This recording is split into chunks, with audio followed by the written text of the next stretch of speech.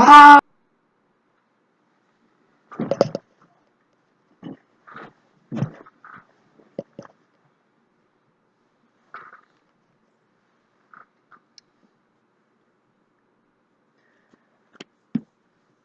Hello, my ghouls and goblins.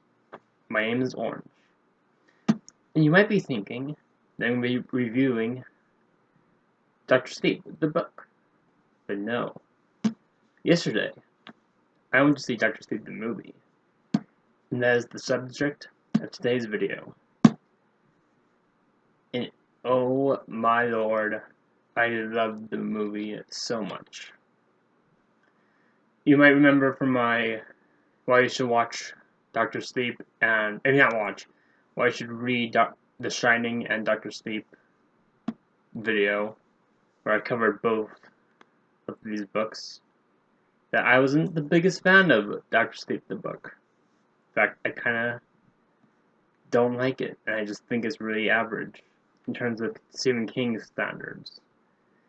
But this movie was really good. It was wild. One of the best things that Dr. Sleep did for me was they showed they they made Rose very intimidating. Rose the Hat was actually really a horrifying antagonist in this movie, which I was very happy to see.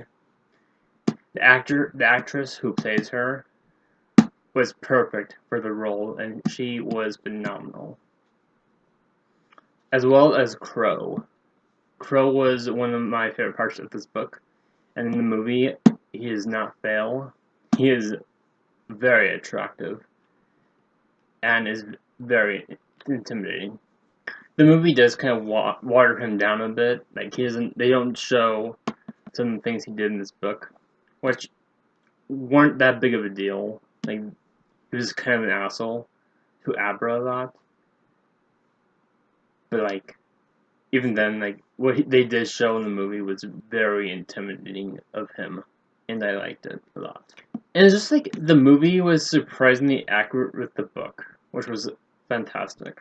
Like with Dan and his alcoholism, and how everything was laid out, and how the movie presented it was really, really accurate to the book.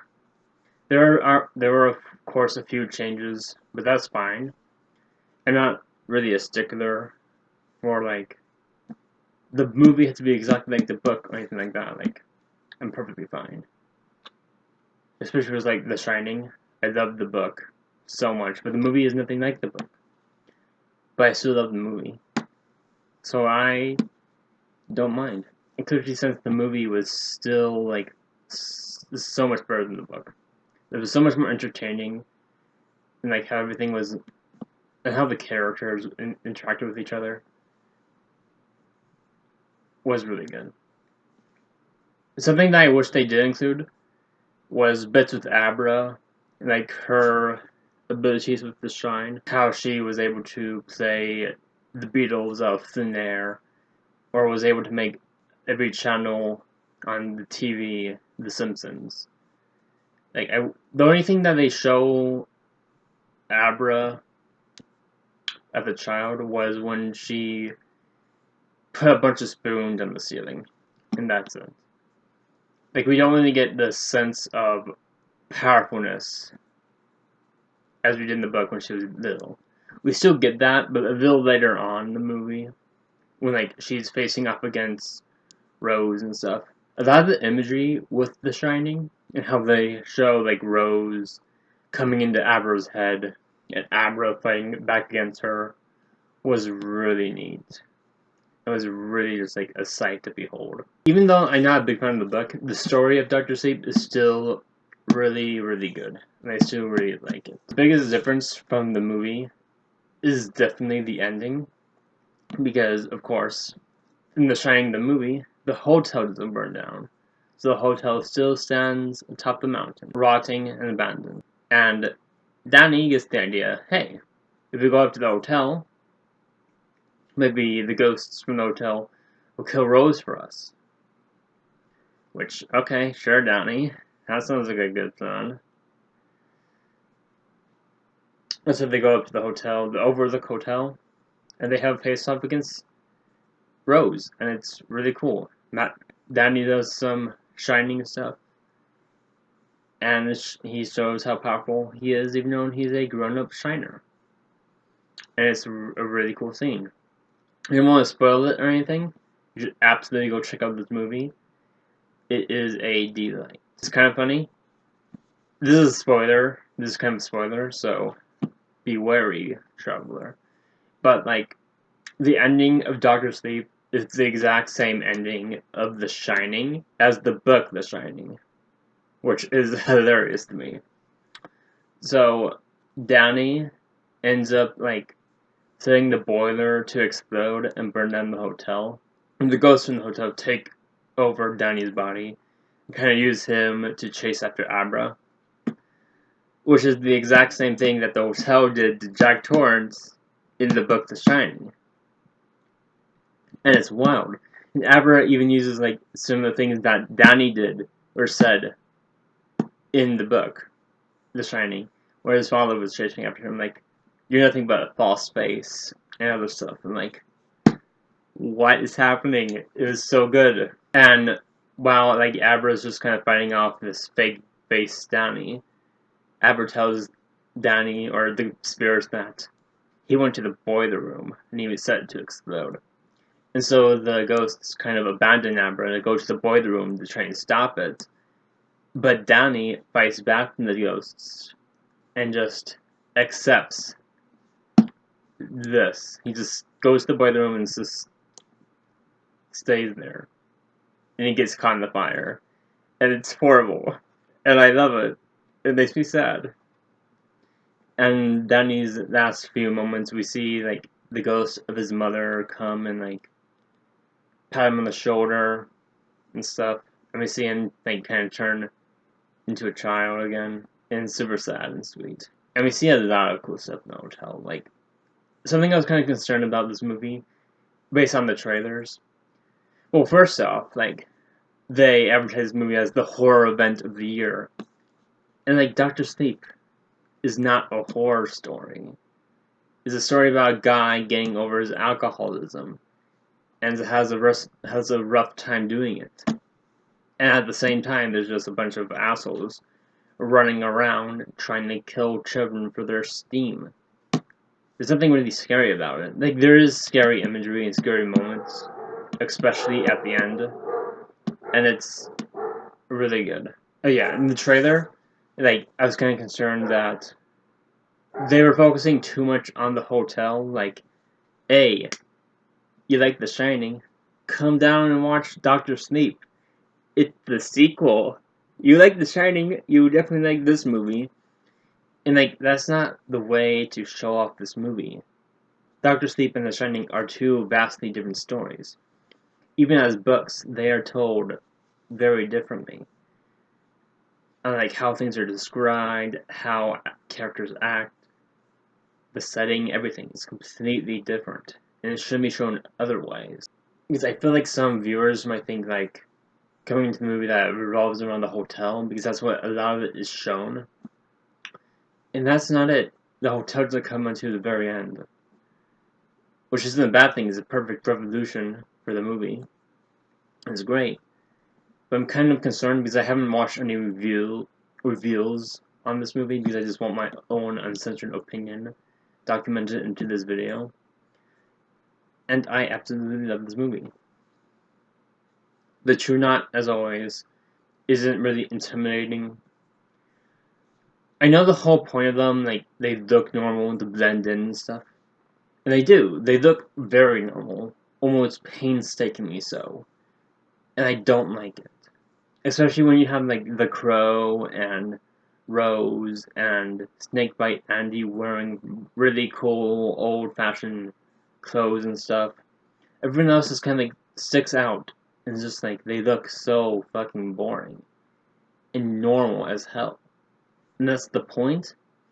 But it just clashes. I just don't feel intimidated by the True Knot. They do some horrifying stuff with the True Knot. But in the book, this old guy dies, and his steam, he rotates. I forgot what it's called, but his body disappears just disappears. In the book, this is treated as like a very sad, somber moment, and everyone is upset by it. But in the movie, they do that, but when he disappears, all the other True Knots gather around him and eat what's left of his steam. Which I don't remember that happening in the book. I remember that happening in the book, but that does happen in the movie, which is really horrifying to see. Which kind of just like does come as a shock. So in a way, it's effective. Like it does surprise the audience and kind of jump scares you in a sense. But kind of clashes with the rest of like what the True Knot is. Like I'm not a fan of the True Knot. In the book, the main thing I liked about the True Knot was Crow Daddy.